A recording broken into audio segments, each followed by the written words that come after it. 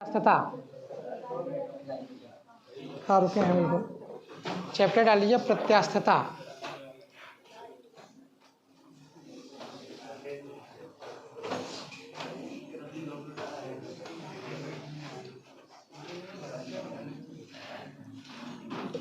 अब देखिए प्रत्यास्थता में कुछ आपको बताया था थोड़ा बहुत हमने कल, ठीक है, कि अगर प्रत्यास्थता की बात करें तो अगर हम क्या करें, किसी भी वस्तु पर कोई विरूपक बल लगाएं तो जब विरूपक बल लगाते हैं तो वस्तु क्या होती है, विरूपित होती है, यानी उसमें क्या आता है, कुछ चेंज आता है। इसके बाद अगर हम उस विरूपक बल को हटा लेते हैं तो वस्तु क्या करने की कोशिश करती है, अपनी प्रारंभिक अवस्था में वापस लौटने की कोशिश करती है। इस गुण को हम क्या कहते हैं, प्रत्यास्थता कहते हैं। तो थोड़ा बहुत लिख लीजिए, हेडिंग भी डाल लीजिए पहली, प्रत्यास्थता। हेडिंग है पहली प्रत्यास्थता।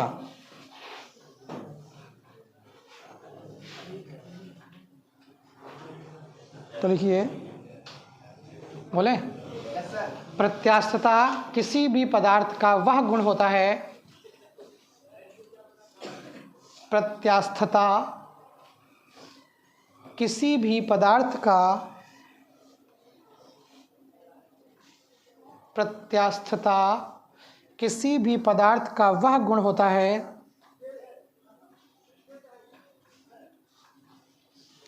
जिसके कारण, प्रत्यास्थता किसी भी पदार्थ का वह गुण होता है जिसके कारण वस्तु विरूपक बल के कारण, वस्तु विरूपक बल के कारण अपने में होने वाले परिवर्तन का विरोध करती है। विरूपक बल के कारण अपने में होने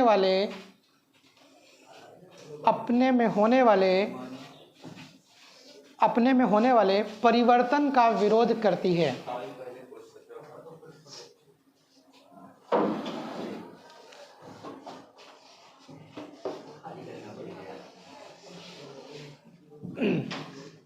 ठीक है, और बल हटा लेने पर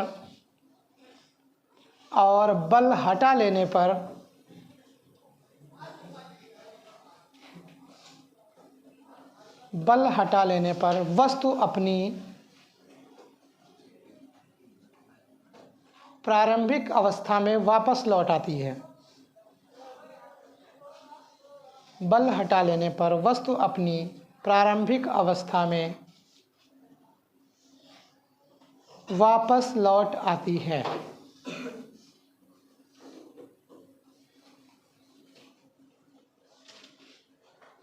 प्रत्यास्थता कहलाती है, वापस लौट आती है, कॉमा प्रत्यास्थता कहलाती है।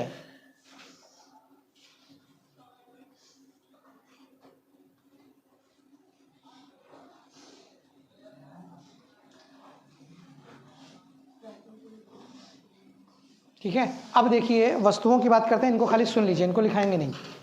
अगर वस्तुओं की बात करें प्रत्यास्थता के आधार पर तो वस्तुएं तीन प्रकार की होती हैं। ठीक है, एक होती हैं इलास्टिक, इलास्टिक का मतलब है प्रत्यास्थ। दूसरी होती हैं रिजिड, रिजिड यानी दृढ़, मजबूत जिनको बोलते हैं। और तीसरी होती है नॉन इलास्टिक या प्लास्टिक। ठीक है, यानी अगर हिंदी में बोलें तो आप ये कह सकते हैं कि वस्तुएं तीन तरह की हो सकती हैं, एक प्रत्यास्थ, एक दृढ़ और एक प्लास्टिक या अप्रत्यास्थ। अब अगर इनको क्लासीफाई करें कि इनको हम कैसे कहेंगे कि कौन सी वस्तु किस तरह की है। अगर हमने क्या किया, किसी भी वस्तु को लिया है और उस वस्तु पर बल लगाया है, कौन सा बल, विरूपक बल। अगर हमने किसी भी वस्तु पर विरूपक बल लगाया है और वो विरूपक बल लगाने पर उसमें क्या होगा, कुछ ना कुछ परिवर्तन होगा। अगर हमने विरूपक बल लगाया है और कुछ क्या हुआ है, परिवर्तन हुआ है, तो जो परिवर्तन हुआ है अगर हम विरूपक बल हटा लें, ध्यान से समझिएगा, हमने बल लगाया, बल लगाने पर क्या हुआ, कोई परिवर्तन हुआ। अब अगर हम उस विरूपक बल को हटा लें तो वस्तु क्या आ जाए, अपनी प्रारंभिक अवस्था में पूरी तरह से वापस लौट आए। समझ रहे हैं, कोई भी उसमें डिस्टॉर्शन ना रह जाए। अगर पूरी तरह से वापस लौट आई है तो उसको हम क्या कह देते हैं, पूर्ण प्रत्यास्थ वस्तुएं कह देते हैं। समझ रहे हैं, अगर देखा जाए तो कायदे में पूर्ण प्रत्यास्थ कुछ होता नहीं है। क्योंकि भैया कुछ ना कुछ तो परिवर्तन रह जाएगा। अगर हम दबाएंगे किसी भी चीज़ को तो इसमें क्या है, कुछ ना कुछ तो डिस्टॉर्शन रहा होगा, क्योंकि अगर कणों में चेंज हुआ है तो कुछ ना कुछ तो रह ही जाएगा। ठीक है, बस खाली फ़र्क इतना है कि हमको दिखाई नहीं पड़ते हैं, वो अलग बात, क्योंकि हमको दिखाई तो बहुत कुछ नहीं पड़ता है। दिखाई हमको क्या पड़ता है, ज़रा सी चीज़ें तो दिखाई पड़ती हैं।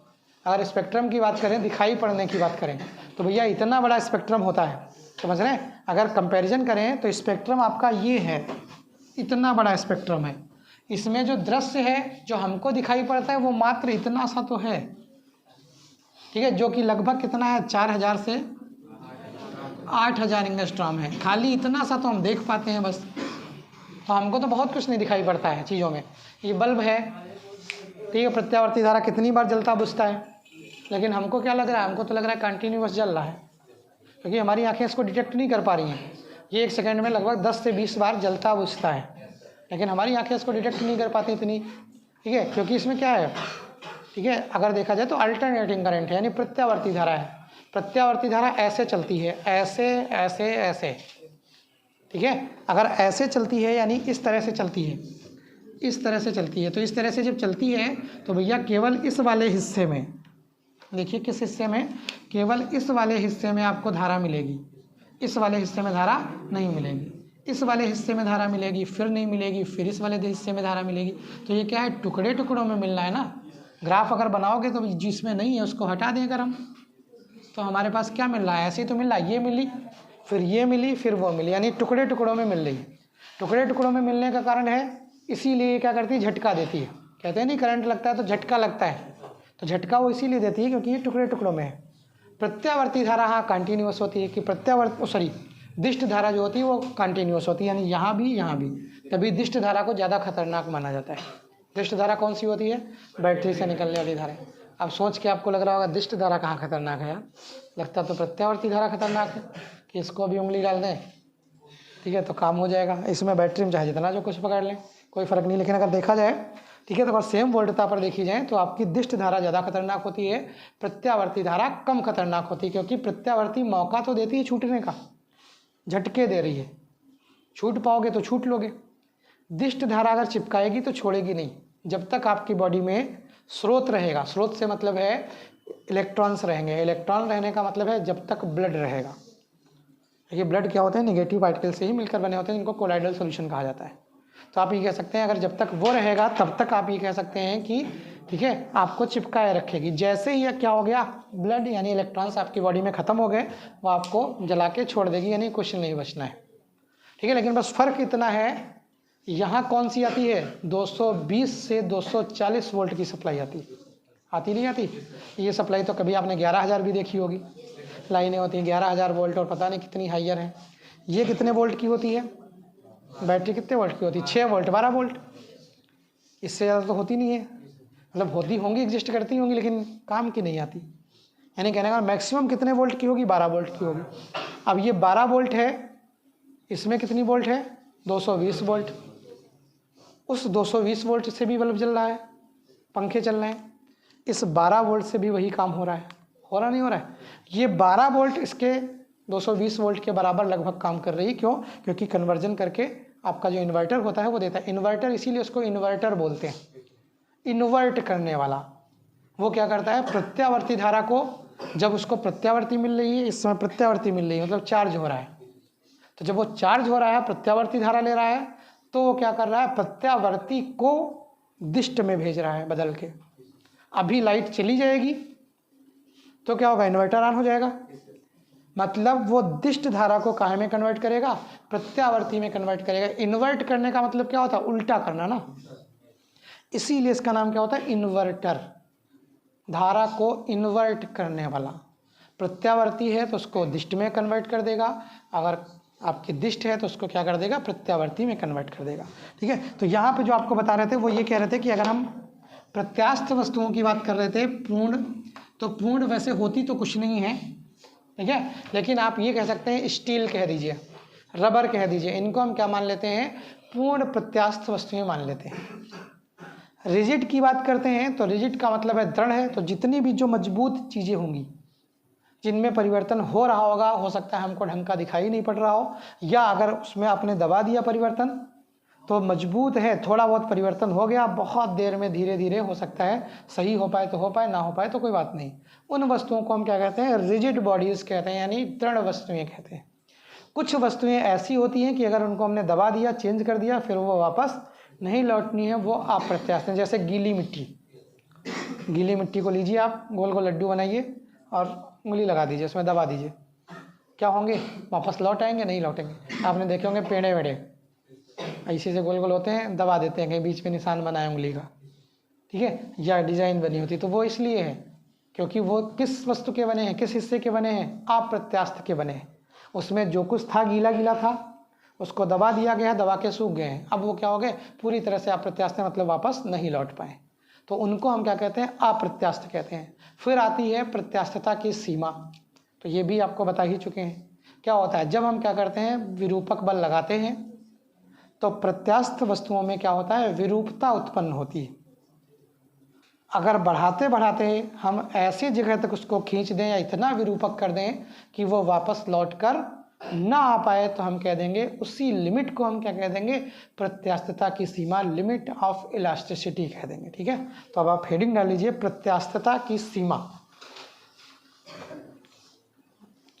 प्रत्यास्थता की सीमा, तो इसमें लिखिए, इसमें एग्जैक्ट कोई परिभाषा नहीं है, बस थ्योरी के हिसाब से लिखना पड़ेगा। तो लिखिए, बोले, जब वस्तु पर कोई बल लगाया जाता है, जब वस्तु पर कोई बल लगाया जाता है, तो उसके आकार में परिवर्तन होता है, तो उसके आकार में परिवर्तन होता है।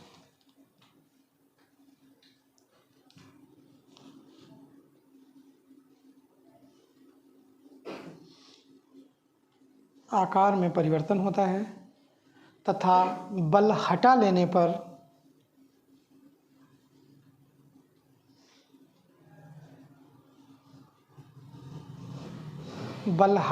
पर वस्तु अपनी प्रारंभिक अवस्था में वापस लौट आती है। बल हटा लेने पर वस्तु अपनी प्रारंभिक अवस्था में वापस लौट आती है।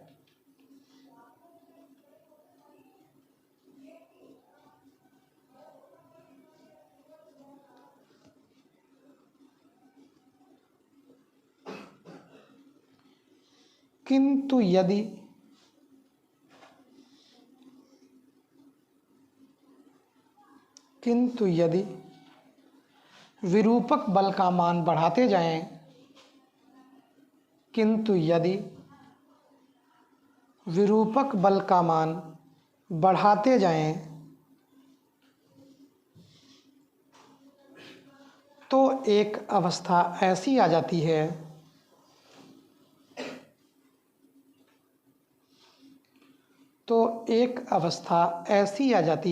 कि वस्तु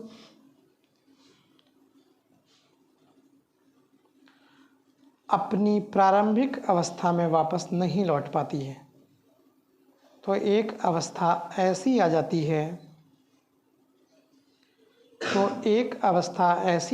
है कि वस्तु अपनी प्रारंभिक अवस्था में वापस नहीं लौट पाती है। कि वस्तु अपनी प्रारंभिक अवस्था में वापस नहीं लौट पाती है।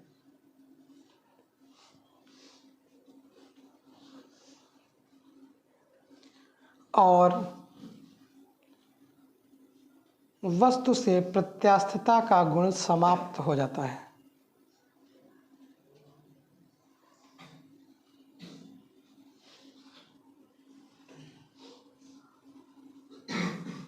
वस्तु से प्रत्यास्थता का गुण समाप्त हो जाता है।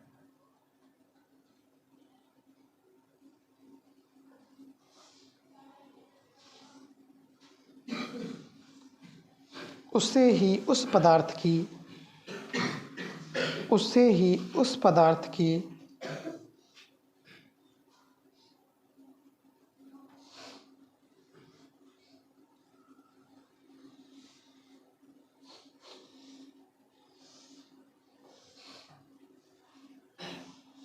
उससे उस पदार्थ की प्रत्यास्थता की सीमा कहते हैं। प्रत्यास्थता की सीमा कहते हैं।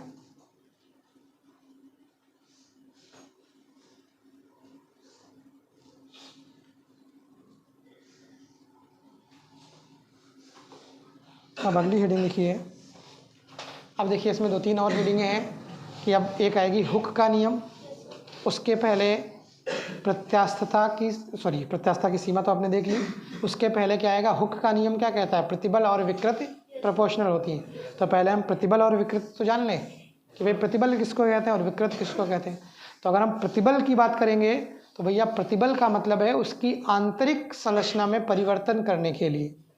जब हम उसको दबा रहे हैं तो क्या हो रहा है, उसकी आंतरिक संरचना में परिवर्तित हो रहा है कि नहीं हो रहा है? हो रहा है ना।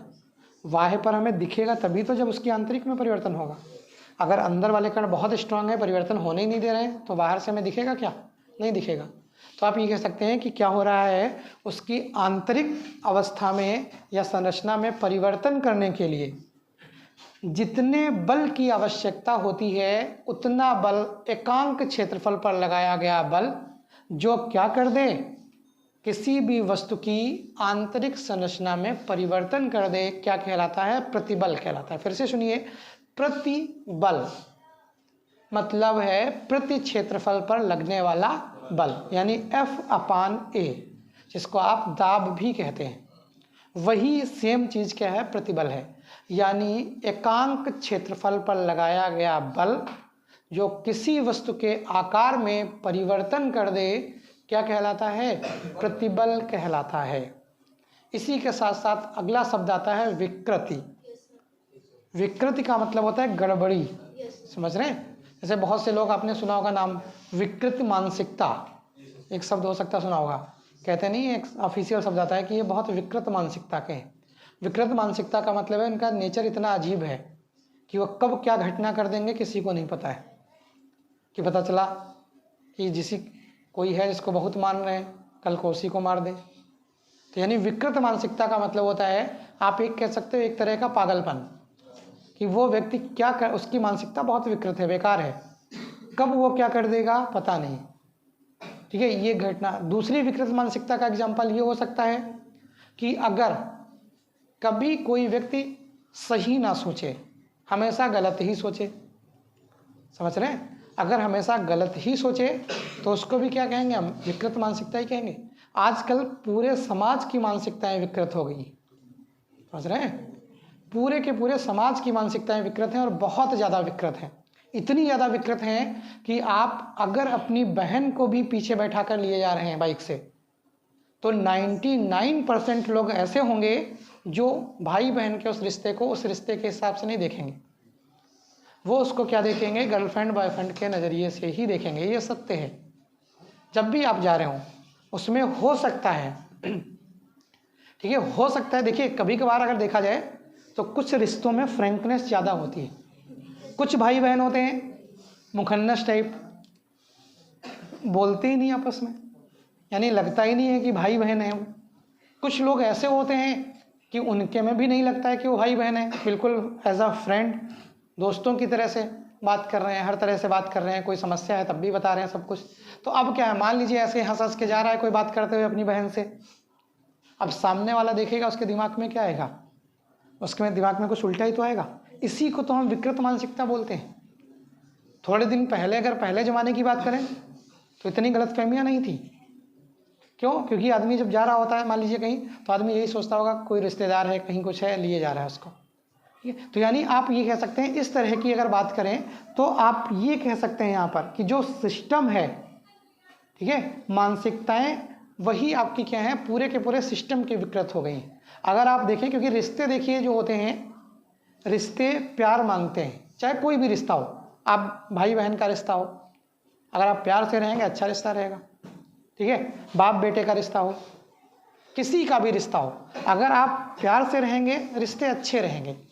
सबसे बड़ी समस्या ये है उन रिश्तों में, अगर, ठीक है, मान लीजिए रिश्ते अच्छे हैं, तो जब रिश्ते अच्छे होंगे तो आदमी बात भी कुछ, ठीक है, करने के तरीके चेंज होते हैं। अब बात करने के तरीके चेंज होते हैं, मान लीजिए कोई ऐसे बात कर रहा है नॉर्मली, अब सामने वाले व्यक्ति को क्या लग रहा है? सामने वाले व्यक्ति को कुछ गड़बड़ लग रहा है। तो यानी आप ये कह सकते हैं कि विकृत मानसिकता यही शब्द है, इसी शब्द को हम क्या कह सकते हैं, विकृत मानसिकता कहते हैं, यानी तोड़ मरोड़ देना। हमने कहा कुछ और है, ठीक है, हमने कुछ और शब्द बोला, हमने ये शब्द बोला, मान लीजिए किसी को कोई सामान देना था, हमने कहा था अरे वो बिटिया है जरा उसको सामान दे देना। विकृत मानसिकता का मतलब क्या हो गया, आप गए, अब सुना रहे अरे वो है एक बहुत सुंदर लड़की है, बहुत अच्छी लगती है हमको, उसको जाके ये दे देना। तो ये क्या है, ये शब्द ही तो उसको तोड़ मरोड़ के रख देना है, नहीं। और ये कुछ लोगों में बहुत पाया जाता है। अगर दूसरे शब्दों में कहें तो इसको परपंच भी बोलते हैं, कहते नहीं कि परपंच कर रहे हैं, परपंच करना यही तो होता है। क्योंकि अगर कहा जाए तो एक इसी तरह का गेम होता है जो अक्सर कई जगह खिलाया जाता है, हम लोग ट्रेनिंग व्रेनिंग करते हैं जब हम लोग की, तब भी उसमें खिलाए जाते हैं। वो क्या होता है, कानाफूसी करके या इस तरह का एक गेम का नाम होता है। उसमें करते क्या है, हमने किसी के कान में कोई शब्द बोल दिया, बहुत जल्दी में बोला, ठीक है, उसने क्या किया, अगले वाले को बोला बहुत जल्दी में ही, उसने अगले वाले को बोला बहुत जल्दी में। अब क्या होगा, कोई समझ पाए ना समझ पाए, ये नहीं कहना कि समझ नहीं आया फिर से बोलो, जो सुनने में आ गया वो आपको आगे पास कर देना है। अब पहले वाला और जब आखिरी वाला आप सेंटेंस सुनेंगे तो आपको बहुत अंतर मिलेगा, बहुत अंतर मिलेगा। कहा कुछ और होगा, वहाँ से निकल के कुछ और आएगा, यही शब्द कानाफूसी होता है, समझ रहे हैं। या एक्टिविटी होती है कि एक्टिविटी क्या है, ठीक है, मान लीजिए एक इस तरह की एक्टिविटी कराई जाती है कि सब लोग लाइन से खड़े हैं आगे पीछे। अब करना क्या होता है, सब पीछे मुड़ के खड़े हैं, सामने वाले से कहा जाएगा, आप ऑडियंस हैं मान लीजिए देख रहे हैं, उससे कहा जाएगा एक एक्टिविटी करके दिखाओ। अब वो क्या करेगा, एक एक्टिविटी देखेगा, यानी मान लीजिए कुछ ऐसे वैसे कोई एक्टिविटी करा दी उससे। अब जब वो लास्ट तक एक्टिविटी पहुंचती है तो बदल जाती है, कि मतलब एक्टिविटी का जो सिस्टम है वो बदल जाता है। तो यही शब्द होता है, मतलब जब भी हम बातें करते हैं या व्यक्त करते हैं तो नमक मिर्च लगा के करते हैं, करते नहीं करते, कोई भी हो, किसी ने जरा सी बात कही है, हमको उकसाना है, दो तीन बातें और जोड़ देंगे, अरे वो तो ये कह रहे थे, वो तो ये कह रहे थे, आ जाए मारेंगे भी, ठीक है। तो इसका मतलब क्या है, इतना उसको चढ़ा दिया कि अच्छा ये कह रहे थे, वो आ जाए हम निपटाएंगे। जबकि वो क्या कह रहा था, वो इसलिए कह रहा था कि भैया आ जाए, प्यार से बात करेंगे बैठाल के, और वहाँ ले जाके ऐसा कह दिया, वो तो कह रहा था बस आए हैं भर, ठीक है, अभी इनको उड़ाएंगे। अब क्या है, वो तैयार बैठा। देखिए, मानसिकता डेवलप करना व्यक्ति के बस में होता है। जैसे अभी मान लीजिए आप दो लोग हैं, हम इनको जानते हैं, उनको नहीं जानते हैं, ठीक है। अब ये आए हमारे पास और इनके बारे में कुछ उल्टा सीधा बोल दें, समझ रहे हैं, हम उनको जानते नहीं, हमने देखा नहीं। जब हम पहली बार उनसे मिलेंगे तो हमारे दिमाग में एक वही खाका बनेगा जो इन्होंने खींच रखा होगा, बनेगा नहीं बनेगा, ठीक है। अगर कोई आए कह दे अरे वो लड़का आएगा कल पढ़ने, बहुत बदतमीज है, इस तरह का है, सटियाबाजी करता रहता है, ये करता है, सबको परेशान वरेशान करता है, भले बहुत सीधा हो व्यक्ति। अब जब वो आएगा तो हमारी नज़र में क्या बनेगी, छवि पहली वही बनेगी, अच्छा ये लड़का है, लगता तो नहीं है लेकिन अब कह रहा था सामने वाला तो होगा ही। तो यानी ये चीज़ें जो हैं एक जनरेट करती हैं सिस्टम को कि हमारा क्या है। तो विकृत जो शब्द है, विकृत शब्द आपका वहाँ भी आया होगा केमिस्ट्री में, जो संकरण होता है, वो क्या नाम, वेस्पर थ्योरी कराई थी, वेस्पर थ्योरी की विरूपित हो जाता है, उसका आकार 2.5 डिग्री घट जाता है, बढ़ जाता है, कुछ इस तरह का। तो विकृत का मतलब यही है, मतलब जितना परिवर्तन हो गया है वास्तविक के सापेक्ष, बात इस रास्ते पे जा रही थी, इस रास्ते पे पहुंच गई है, तो इतना जो परिवर्तन हुआ है, प्रारंभिक से जो परिवर्तन हुआ, उसको हम क्या कहते हैं, विकृति कहते हैं। तो प्रतिबल शब्द आप समझ गए, प्रति यानी एकांक क्षेत्रफल पर लगने वाले बल को ही हम क्या कहेंगे, प्रतिबल कहेंगे। विकृति का मतलब है प्रारंभिक लंबाई, प्रारंभिक क्षेत्रफल, प्रारंभिक आयतन के सापेक्ष वस्तु में हुए लंबाई, क्षेत्रफल या आयतन में हुए परिवर्तन के अनुपात को। यानी अगर मान लीजिए किसी वस्तु की प्रारंभिक लंबाई कितनी है, L है, प्रारंभिक लंबाई कितनी है, L है, परिवर्तन जब हमने उसको विकृत किया है, विकृत करने का मतलब या तो दबाया है, जब दबाएंगे तब भी लंबाई में कुछ परिवर्तन होगा, खींचेंगे बल लगा के तब भी उसकी लंबाई में कुछ परिवर्तन होगा। ये दोनों घटनाएं क्या हैं, प्रत्यास्थता है। हम अगर दबा रहे हैं किसी को तो दबने की भी तो एक लिमिट होगी कि कितना दब पाएगा, ज़्यादा दबाते जाओगे टूट जाएगा। खींचने की भी एक लिमिट है कि हम खींच रहे हैं, कितना खींच पाएंगे, इतना बड़ा हो जाएगा, इतना इतना इतना, इससे ज़्यादा खींच देंगे तो क्या होगी, रबड़ टूट जाएगी। तो यानी दबाने और खींचने दोनों में क्या होती है, लिमिट लगती है, ठीक है। यानी जहाँ भी हम बल लगाएंगे वहाँ पर क्या होगी, एक लिमिट लगेगी कि अगर लिमिट से ज़्यादा हमने बल कर दिया तो वो चीज़ ब्रेक डाउन कर जाएगी, यानी ब्रेक हो जाएगी। यहाँ पर भी अगर देखेंगे, मान लीजिए हमने क्या कर दिया, इसको दबा दिया है या फिर खींच दिया है। खींचने के परिणाम स्वरूप मान लीजिए इसकी लंबाई में परिवर्तन कितना हो गया, लंबाई में परिवर्तन जो हुआ आपका वो कितना हुआ, डेल्टा एल हो गया। तो जो डेल्टा एल अपान एल राशि है इसको हम क्या बोलते हैं, विकृति बोलते हैं, यानी डिस्टॉर्शन बोलते हैं। समझ गए। अब इसमें ऊपर भी लंबाई है और नीचे भी लंबाई है।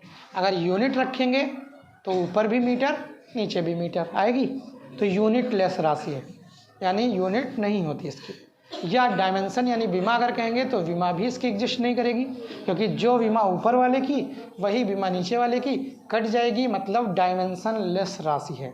यानी आप कह सकते हैं कि इसमें डायमेंशंस यानी विमा या मात्रक नहीं होते हैं। ठीक है। और अगर क्या कर देंगे, अब उसके बाद प्रतिबल और विकृति की प्रोपोर्शनलिटी को हल कर लेंगे हम। ये हुक का नियम ये कहता है कि प्रतिबल क्या होता है, विकृति के प्रोपोर्शनल होता है, यानी प्रतिबल प्रोपोर्शनल काहे के, विकृति के। अब हम क्या करेंगे, एक प्रोपोर्शनलिटी हटाएंगे तो क्या करेंगे, एक नियतांक लगाएंगे। तो यहाँ पर हमने क्या कर दिया, प्रतिबल बराबर, ठीक है, y इंटू विकृति कर दिया। विकृति को नीचे भेजें तो y बराबर क्या आ जाएगा, प्रतिबल बटे क्या आ जाएगा, विकृति आ जाएगी। प्रतिबल अपान विकृति आ जाएगी। ये क्या कहलाते हैं, प्रत्यास्थता गुणांक कहलाते हैं। अगर हमने लंबाई की विकृति ले ली है तो यंग प्रत्यास्थता गुणांक। कभी क्या होगा, कुछ चेंज कर देंगे, दृढ़ता गुणांक। आयतन वाला परिवर्तन कर लेंगे, आयतनात्मक प्रत्यास्थता गुणांक। तो यानी कहने का मतलब है हुक के नियम से ही प्रत्यास्थता गुणांक निकाले जाते हैं। आप तो क्या हेडिंग कोई पढ़ी है प्रत्यास्थता की? अब हेडिंग डाल लीजिए प्रतिबल। ठीक है, थोड़ा सा लिख लीजिए, हेडिंग डालिए प्रतिबल। हाँ जो तो इसमें लिख लीजिए जरा, एकांक क्षेत्रफल पर लगाया गया, एकांक क्षेत्रफल पर लगाया गया, एकांक क्षेत्रफल पर लगाया गया विरूपक बल, एकांक क्षेत्रफल पर लगाया गया विरूपक बल जो वस्तु की आंतरिक संरचना में परिवर्तन कर दे। फिर से बोल दे रहे हैं, एकांक क्षेत्रफल पर लगाया गया विरूपक बल जो वस्तु की आंतरिक संरचना में परिवर्तन कर दे, प्रतिबल कहलाता है। प्रतिबल कहलाता है। प्रतिबल बराबर, फार्मूला लिख लेंगे अगर, तो प्रतिबल बराबर बल बटे क्षेत्रफल। ठीक है, प्रतिबल बराबर क्या हो जाएगा, बल बटे क्षेत्रफल। ठीक है, यानी जो प्रतिबल आपका होगा वो क्या हो जाएगा, प्रतिबल बराबर बल बटे क्षेत्रफल। ठीक है, अब उसके आगे अगली हेडिंग लिख लीजिए विकृति। अगली हेडिंग है विकृति।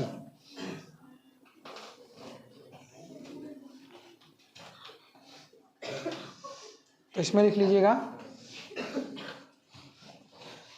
किसी वस्तु की लंबाई में हुए परिवर्तन, किसी वस्तु की लंबाई में हुए परिवर्तन तथा किसी वस्तु की लंबाई में हुए परिवर्तन तथा उस वस्तु की प्रारंभिक लंबाई के अनुपात को, उस वस्तु की प्रारंभिक लंबाई के अनुपात को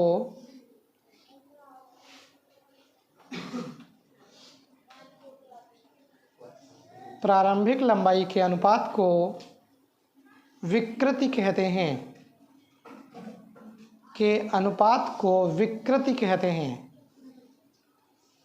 विकृति बराबर फार्मूला लिख लीजिए, विकृति बराबर लंबाई में परिवर्तन,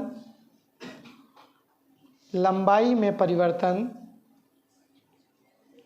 बटे प्रारंभिक लंबाई, विकृति बराबर लंबाई में परिवर्तन बटे प्रारंभिक लंबाई।